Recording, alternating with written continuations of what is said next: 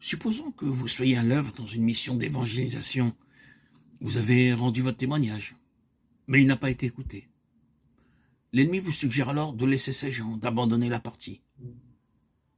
Mais au contraire, demeurez là, restez sur vos positions, ne cédez pas le terrain. Vous dites qu'ils ne veulent pas accepter votre témoignage. Dans ce cas, priez.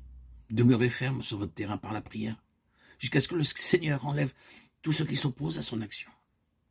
Ou bien, il y a un certain domaine dans votre vie où vous êtes toujours vaincu. Prenez donc la détermination, au nom de Christ, que ce terrain soit conquis pour lui. Maintenez votre position et ayez bon courage.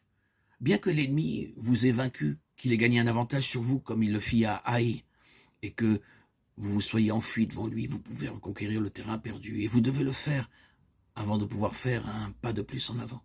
C'est une chose terrible que de tourner le dos à l'ennemi et de laisser les puissances des ténèbres vous les déloger d'une position avancée que Dieu vous avait donnée.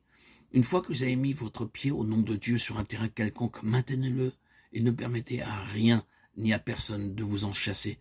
Si c'est Dieu qui vous y a établi, même s'il fallait attendre des années avant que des résultats visibles vous soient accordés. Si vous avez en vue un certain objectif que vous devez conquérir par la prière, ne cédez pas jusqu'à ce que cet objectif ait été atteint. Dieu donne à ceux de ses enfants qui réellement ont traversé le Jourdain et se tiennent sur la rive de Canaan un certain sens de résistance spirituelle qui s'oppose à l'ennemi et nous porte à nous écrier. Les puissances des ténèbres veulent me faire la guerre aussi, je leur déclare la guerre également, bien que je préférasse la paix.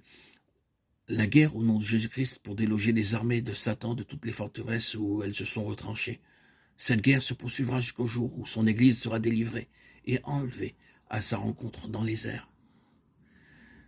Il devient chaque jour plus évident que dans la mesure où l'Église de Christ émergera du côté positif de la victoire de Golgotha, elle sera délivrée de l'emprise du diable. Et que c'est là l'expérience qui la rendra libre en vue de sa réunion avec son chef ressuscité. L'horizon s'éclaire, la lumière de la victoire et du triomphe paraît à nos yeux.